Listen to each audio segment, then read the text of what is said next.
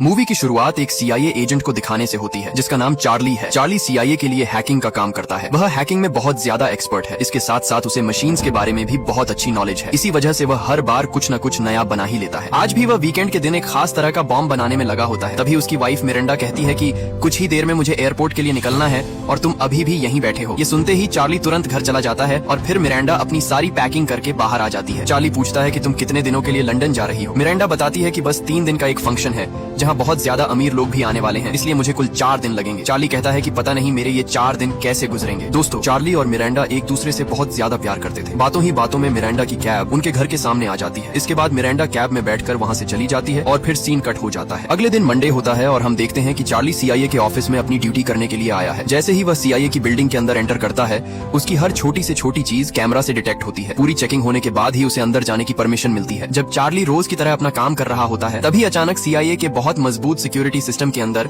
एक दूसरा हैकर घुस जाता है। चार्ली तुरंत उस हैकर को सीआईए के सारे सिस्टम से बाहर निकाल देता है, लेकिन तभी वह हैकर चार्ली को मैसेज करता है। उस हैकर का नाम इनक्विलाइन होता है। वह कहता है कि यह मेरा असली नाम नहीं है और मैं तुम्हारे लिए किसी भी तरह का खतरा नहीं हूँ। चार्ली जवाब देता है कि अगर तुम गलती से सिस्टम में घुसे हो तो मैं कुछ नहीं कहूंगा, लेकिन ऐसी चीजें गलती से नहीं होती, इसलिए अपना मकसद बताओ। चार्ली धमकी देता है कि वरना तुम दुनिया के जिस भी कोने में छुपे होगे, मैं तुम्हें ढूंढकर सीआईए को तुम्हारे पीछे भेज दूंगा। इस पर इनक्विलाइन कहता है कि मैं तुम्हें कल बहुत ही इंपॉर्टेंट इन्फॉर्मेशन देने वाला हूँ जो तुम्हारे बॉस के बारे में है। तुम्हारा बॉस गद्दार है। इनक्विलाइन कहता है कि फिलहाल मैं इससे ज्यादा कुछ नहीं बता सकता। ये सुनकर चार्ली कहता है कि अगर मैं चाहूँ तो तुम्हारी लोकेशन ट्रैक कर सकता हूँ और मुझे पता है कि तुम टर्की के रहने वाले हो, इसलिए मुझसे खेल मत खेलो और सच बताओ। इसके बाद इनक्विलाइन पूरा सच बता देता है। वह कहता है कि तुम्हारे ऊपर जो 2 बॉस हैं वे दोनों गद्दार हैं, लेकिन उनके ऊपर जो डेप्यूटी एलिजाबेथ है वह बहुत अच्छी औरत है। तुम्हारे बॉस रूसो और एल्बी कल एक जगह पर टेररिस्ट अटैक कराने वाले हैं। ये सुनते ही चार्ली बहुत ज्यादा हैरान हो जाता है। वह पूछता है कि आखिर मैं तुम्हारा यकीन क्यों करूं। इनक्विलाइन कहता है कि तुरंत मेन सर्वर रूम में जाओ जहां मास्टर कंप्यूटर रखा है। ये सुनकर चार्ली और भी हैरान हो जाता है। चार्ली सोचता है कि इनक्विलाइन को सीआईए के अंदर मास्टर कंप्यूटर की जगह कैसे पता है। इनक्विलाइन कहता है कि अब तो तुम मेरा यकीन कर सकते हो क्योंकि मुझे सीआईए की बहुत सारी इन्फॉर्मेशन पता है। चार्ली बिना सोचे समझे मेन रूम में चला जाता है। वहाँ पहुँचते ही चार्ली कंप्यूटर पर इनक्विलाइन की लोकेशन ट्रैक करने लगता है, लेकिन हम देखते हैं कि उस कंप्यूटर में इनक्विलाइन का वायरस पहले से एक्टिव होता है। ये देखकर चार्ली को बहुत बड़ा झटका लगता है। कुछ करने से पहले ही उसके सामने कई रिपोर्ट्स आ जाती हैं। इन रिपोर्ट्स में अमेरिका के कुछ टॉप सीक्रेट्स होते हैं। उनमें लिखा होता है कि 2022 में जो बॉम्ब ब्लास्ट हुए थे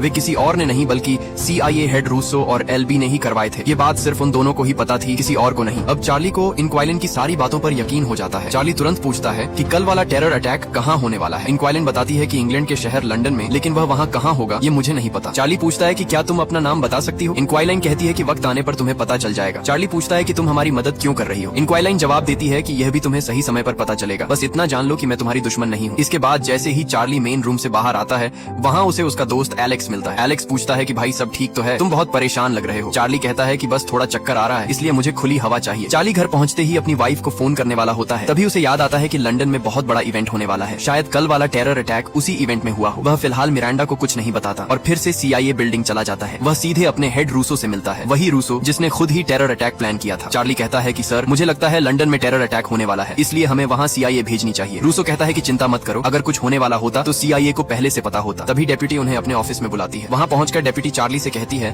कि मुझे बहुत अफसोस के साथ बताना पड़ रहा है कि लंदन में अभी अभी एक टेरर अटैक हुआ है जिसमें तुम्हारी वाइफ मिरांडा की मौत हो चुकी है। ये सुनते ही चार्ली सन्न रह जाता है। वह कहता है कि जरूर कोई गलतफहमी हुई होगी, प्लीज फिर से चेक कीजिए, शायद वह कोई और औरत हो। लेकिन डेप्यूटी कहती है कि मुझे भी बहुत अफसोस है, मिरांडा अब नहीं रही। इसके बाद रूसो टीवी ऑन करता है। न्यूज में चार्ली देखता है कि एक टेररिस्ट ने मिरांडा को पकड़ा और बिना सोचे समझे उसे गोली मार दी। ये देखकर चार्ली पूरी तरह टूट जाता है। कुछ देर बाद उसका दोस्त उसे घर छोड़ने आता है। घर के बाहर रिपोर्टर्स और मीडिया वाले इंटरव्यू लेने के लिए खड़े होते हैं, लेकिन चार्ली सबसे मुंह छुपाकर घर के अंदर चला जाता है। वह कभी घर के एक कोने में तो कभी दूसरे कोने में बैठा रहता है, क्योंकि हर जगह उसे मिरांडा की याद सताती रहती है। अगले दिन चार्ली फिर से सीआईए ऑफिस जाता है जहां रूसो और एल्बी दोनों मौजूद होते हैं। चार्ली कहता है कि हम सीआईए वाले हैं, दुनिया की नंबर 1 इंटेलिजेंस एजेंसी है, फिर भी हमें लंदन वाले अटैक की खबर कैसे नहीं मिली। रूसो कहता है कि हम भी इंसान हैं, हमसे भी गलती हो सकती है। चार्ली कहता है कि चलो गलती मान ली, लेकिन अब मिरांडा के कातिलों को ढूंढ तो सकते हैं। इस पर एल्बी कहता है कि तुम्हें अभी बहुत बड़ा सदमा लगा है, इसलिए तुम ऐसा सोच रहे हो। एल्बी कहता है कि हम पूरी कोशिश कर रहे हैं, लेकिन वे टेररिस्ट बहुत चालाक हैं। तब चार्ली समझ जाता है कि ये दोनों गद्दार हैं और उसकी मदद नहीं करेंगे। वह वापस घर चला जाता है जहाँ हर कोने में उसे मिरांडा की याद आती है। इसी वजह से वह बाहर ग्रास पर आकर बैठ जाता है और वहीं सो जाता है। अगले दिन चार्ली एयरपोर्ट जाकर मिरांडा की डेड बॉडी कलेक्ट करता है। उसी रात वह मिरांडा का सूटकेस देखता है जिसे वह लंदन ले गई थी। चार्ली सूटकेस को गले लगाकर फूट फूट कर रोता है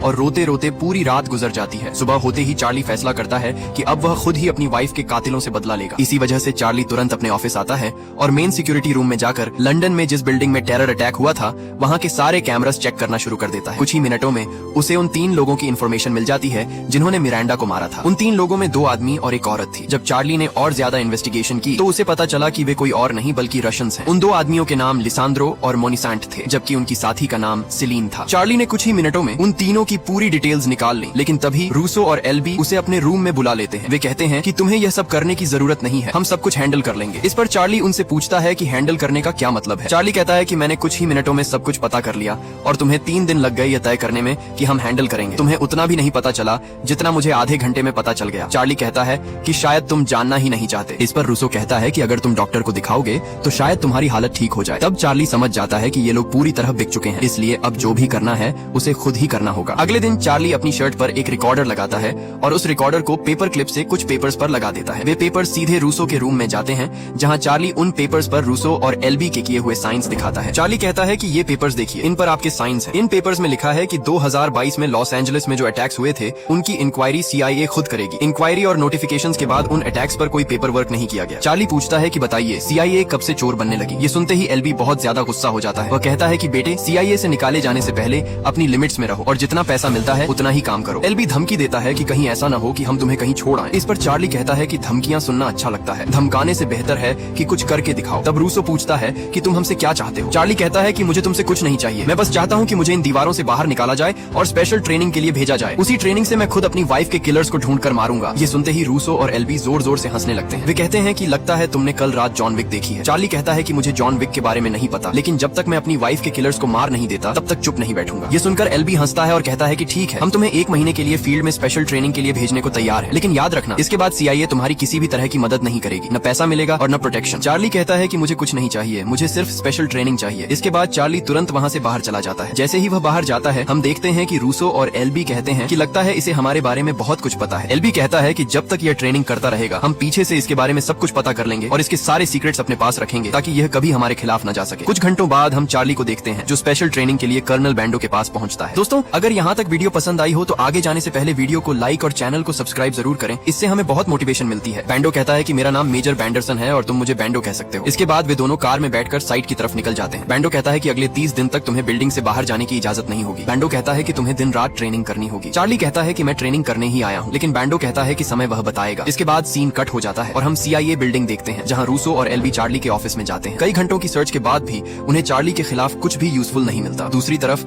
हम चार्ली को देखते हैं जो फायरिंग प्रैक्टिस कर रहा होता है, लेकिन वह लगातार टारगेट मिस कर रहा होता है, एक भी बुलेट टारगेट पर नहीं लगती। इस पर बैंडो कहता है कि थोड़ा पास से ट्राई करते हैं, लेकिन वहाँ से भी चार्ली पूरी तरह फेल हो जाता है। चार्ली बार बार कहता है कि चलो थोड़ा और पास चलते हैं, मैं उसका सिर उड़ा दूंगा, लेकिन बैंडो कहता है कि अगर इतना पास जाना है तो गन की जरूरत ही क्या है। बैंडो कहता है कि मार्शल आर्ट सीखो, तुम यहाँ क्या करने आए हो। ये सुनकर चार्ली बहुत शर्मिंदा हो जाता है। दूसरी तरफ एल्बी और रूसो चार्ली के घर पहुंचते हैं। वे उसकी सारी चीजें चेक करते हैं, लेकिन उन्हें वहाँ कुछ भी नहीं मिलता। असल में चार्ली ने बहुत बड़ा प्लान बनाया था और उसे पता था कि वह कोई भी प्रूफ पीछे नहीं छोड़ेगा। इसी वजह से रूसो और एल्बी की बेबसी के बावजूद उन्हें चार्ली की कोई वीकनेस नहीं मिलती। दूसरी तरफ चार्ली और बांडो एक रूम में बैठे होते हैं। बैंडो चार्ली से कहता है कि 20 दिन हो गए हैं और तुम शूटिंग के नाम पर सिर्फ गन पकड़ना सीख पाए हो, बताओ तुम अपनी वाइफ के किलर्स को कैसे मारोगे। चार्ली पूछता है कि आपको कैसे पता कि मैं उन्हें मारूंगा। बैंडो कहता है कि सब छोड़ो और ये गन पकड़ो और जितनी जल्दी हो सके मुझे गोली मारो। चार्ली कहता है कि अगर गोली चली तो आप मर जाएंगे। बैंडो कहता है कि मुझे पता है, इसलिए वही करो जो मैंने कहा है, लेकिन चार्ली डर की वजह से गोली नहीं चलाता। बैंडो कहता है देखा, तुम अपने वाइफ के किलर्स को नहीं मार पाओगे। चार्ली कहता है कि जब समय आएगा मैं हिम्मत से उन्हें मारूंगा। इस पर बैंडो कहता है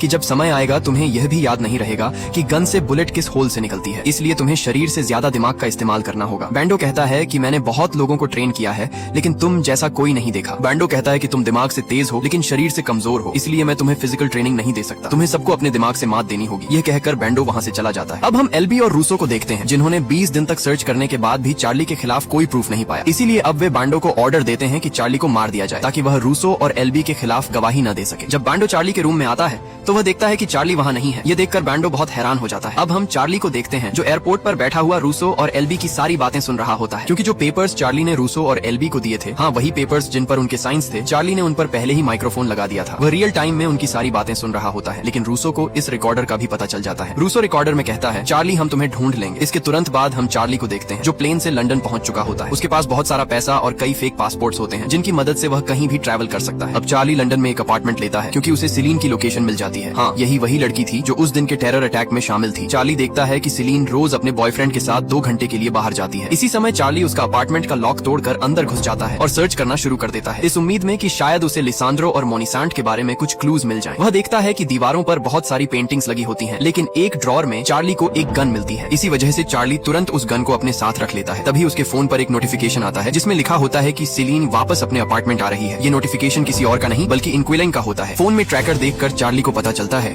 कि सीलीन अब उसके बहुत करीब आ चुकी है। ये समझते ही चार्ली तुरंत अपार्टमेंट से बाहर निकल आता है और थोड़ा पीछे छिप जाता है। जैसे ही सीलीन और उसका बॉयफ्रेंड अपार्टमेंट के अंदर जाते हैं, चार्ली उन पर गन तान देता है, लेकिन बैंडो की बातें सच साबित होती हैं और सही समय आने पर चार्ली गोली नहीं चला पाता। डर के मारे चार्ली वहाँ से भाग जाता है और तुरंत अपने अपार्टमेंट पहुँच जाता है। वहाँ पहुँचते ही वह इंक्विलाइन से बात करने की कोशिश करता है, लेकिन इस बार इंक्विलाइन उसे कोई रिप्लाई नहीं देती। अगले ही पल हम चार्ली को देखते हैं जो अगली बार रेगुलर चेकअप के बहाने वहाँ आता है, लेकिन इस बार चार्ली सारे कंप्यूटर्स में वायरस डाल देता है और सभी कंप्यूटर्स बंद कर देता है। इसकी वजह से डॉक्टर तुरंत सीलीन को छोड़कर बाहर चला जाता है। इसी मौके का फायदा उठाकर चार्ली सीलीन के पास आता है, चेंबर का दरवाजा बंद करता है और अंदर अनकॉन्शियस पाउडर डालना शुरू कर देता है। सीलीन पूछती है कि तुम कौन हो और क्या कर रहे हो। चार्ली कहता है कि इन बातों का समय नहीं है, जल्दी बताओ लिसांड्रो और मोनिसांट कहाँ मिलेंगे। सीलीन कहती है कि तुम वहाँ नहीं जा सकते। तभी चार्ली गुस्से में और ज्यादा पाउडर डाल देता है। चार्ली कहता है कि तुम्हारे पास 15 सेकंड्स हैं, इसके बाद तुम बेहोश हो जाओगी। सीलीन कहती है कि उसे कुछ भी नहीं पता। जैसे ही सीलीन बेहोश होने वाली होती है, चार्ली चेंबर का दरवाजा खोल देता है। दरवाजा खुलते ही सीलीन चार्ली पर हमला कर देती है। दोनों के बीच जोरदार फाइट शुरू हो जाती है। सीलीन चार्ली पर भारी पड़ने लगती है और लड़ते लड़ते वे डॉक्टर के ऑफिस से बाहर सड़क तक आ जाते हैं। सीलीन भागने लगती है और चार्ली उसके पीछे होता है। तभी एक वैन उसे टक्कर मार देती है और सीलीन की मौके पर ही मौत हो जाती है। चार्ली को सीलीन से कोई भी इन्फॉर्मेशन नहीं मिल पाती, इसलिए वह सीलीन का फोन उठाता है और तुरंत वहाँ से भाग जाता है। वह अपने अपार्टमेंट पहुंचकर सारा सामान पैक करता है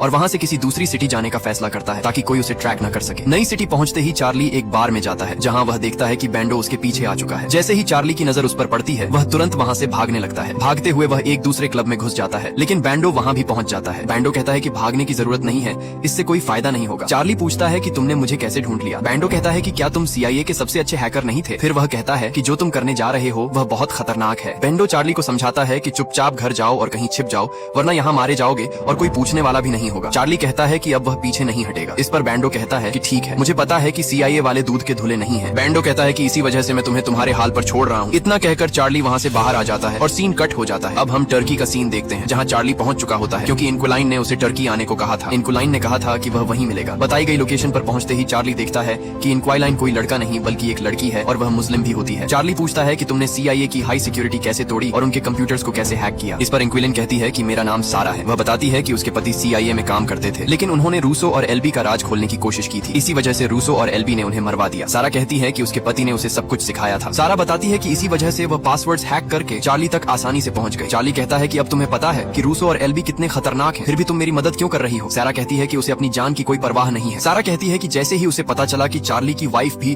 टेरर अटैक में मारी गई है, उसने चार्ली का साथ देने का फैसला कर लिया। पहले वह सिर्फ रूसो और LB के प्लान खराब करना चाहती थी, लेकिन अब वह चार्ली का पूरा साथ देगी। इसके तुरंत बाद हम चार्ली को एक होटल में देखते हैं। वहाँ पहुँचते ही वह एक वैक्यूम मशीन को स्विमिंग पूल के वैक्यूम चेंबर में फिट कर देता है। इसका क्या मकसद है ये हमें आगे पता चलता है। जिस जगह चार्ली आया था वहाँ उसे मोनिसेंट मिलने वाला होता है, लेकिन तभी सारा बताती है कि वहाँ एक और आदमी भी है जो CIA के लिए काम करता है और एक जॉनसन नाम का आदमी है जो रशियन इंटेलिजेंस के लिए काम करता है। चार्ली कहता है कि CIA का आदमी बैंडो है, लेकिन दूसरे आदमी के बारे में उसे कुछ नहीं पता। सारा कहती है कि दूसरा आदमी मोनिसेंट का ही होगा, इसलिए दोनों से बचकर रहना। यहाँ हम मोनिसेंट को देखते हैं जो इतना अमीर था कि उसने अपने पूरे अपार्टमेंट में स्विमिंग पूल बनवा रखा था। वह टॉप फ्लोर पर रहता था और हर रात आराम से स्विमिंग करता था। आज भी मोनिसेंट रोज की तरह स्विमिंग कर रहा होता है। तभी वहाँ चार्ली पहुँच जाता है। मोनिसेंट कहता है कि लगता है तुम्हें अपनी जान प्यारी नहीं है, तुम ऊपर क्या कर रहे हो। चार्ली जवाब देता है ऊपर तो अब तुम जाने वाले हो, जैसे ही मैं यह बटन दबाऊंगा मोटा ग्लास टूट जाएगा। चार्ली धमकी देता है कि ग्लास टूटते ही तो सीधा ऊपर चला जाएगा, इसलिए मुझे बता दो लिसांड्रो कहाँ मिलेगा। ये सुनते ही मोनिसेंट डर जाता है और तुरंत लिसांड्रो की लोकेशन बता देता है, लेकिन चार्ली इतना गुस्से में होता है कि वह बटन दबा देता है। धीरे धीरे ग्लास टूटने लगता है। मोनिसेंट बाहर निकलने की बहुत कोशिश करता है, लेकिन ग्लास पूरी तरह टूट जाता है और मोनिसेंट नीचे गिरकर मर जाता है। सारा के कहने पर चार्ली वहाँ से तुरंत भाग जाता है, लेकिन तभी जॉनसन और बैंडो उसका पीछा करने लगते हैं। एक जगह जॉनसन चार्ली को पकड़ने ही वाला होता है कि तभी बैंडो जॉनसन पर हमला कर देता है। बैंडो उसे बुरी तरह पीटने लगता है, लेकिन जॉनसन भी कम नहीं होता। वह अपनी गन से बैंडो के पेट में गोली मार देता है। अगले ही पल बैंडो जॉनसन के सिर में गोली मारकर उसे ढेर कर देता है। इसके बाद बैंडो चार्ली से कहता है कि वह उसे पकड़ने नहीं बल्कि उसकी मदद करने आया था। वह चार्ली से कहता है कि जाओ और अपनी वाइफ का बदला लो। बैंडो कहता है कि अगर गलती से कोई जिंदा बच गया तो यह मत कहना कि मैं तुम्हारे साथ मिला हुआ हूँ, वरना मेरी जॉब भी जाएगी और मेरी जान भी। ये सुनते ही चार्ली तुरंत वहाँ से भाग जाता है। इसके बाद हम रात का सीन देखते हैं जहाँ सारा और चार्ली जिस जगह रुके होते हैं वहाँ टर्किश आर्मी हमला कर देती है। ये सब अमेरिकन CIA के कहने पर किया गया होता है। सारा चार्ली को कार में बैठाकर वहाँ से भागने लगती है। चारों तरफ से फायरिंग शुरू हो जाती है, लेकिन सारा बड़ी होशियारी से कार चलाती रहती है। तभी एक बुलेट सारा की छाती में लग जाती है और सारा की मौके पर ही मौत हो जाती है। ये देखकर चार्ली बहुत ज्यादा डर जाता है। चार्ली तुरंत सारा को कार की साथ ही सीट पर लिटा देता है और खुद कार चलाने लगता है। किस्मत से वह टर्किश आर्मी से बच निकलता है और एयरपोर्ट पहुंच जाता है। वहाँ से वह सीधे प्लेन पकड़ता है और लिसांड्रो लिसांड्रो की लोकेशन पर पहुंच जाता है। लेकिन तभी पीछे से कोई चार्ली पर हमला करता है, उसे बेहोश कर देता है और लिसांड्रो की बोट पर ले आता है। होश में आते ही लिसांड्रो चार्ली से कहता है कि तुमने सिलीनी को मारा, मोनिसेंट को भी मारा और तुम्हें लगा कि मुझे पता नहीं चलेगा। तुम इतने बेवकूफ हो कि लिसांड्रो को मारने खुद आ गए। चार्ली कहता है कि मुझे बस तुम्हें मारना है और कुछ नहीं। तुमने मेरी वाइफ को मारा है, इसलिए अब तुम मरोगे। लिसांड्रो कहता है कि मैंने तुम्हारी वाइफ को नहीं मारा, उसे एलबी और रूसो ने मरवाया था। मैं और मेरे दो साथी उनके कहने पर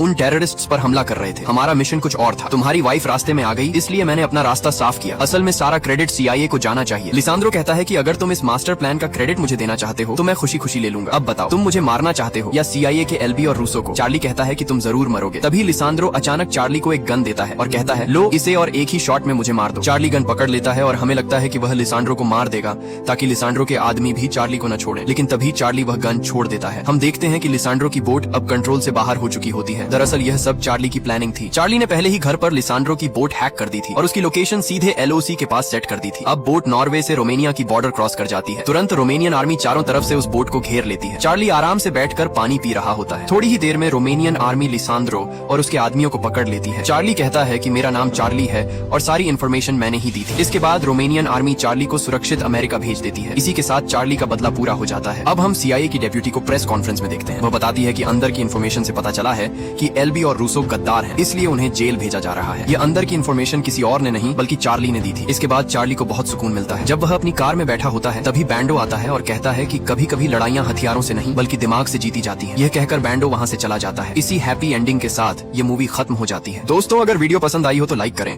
और ऐसी मूवी एक्सप्लेनेशंस के लिए चैनल को सब्सक्राइब जरूर करें।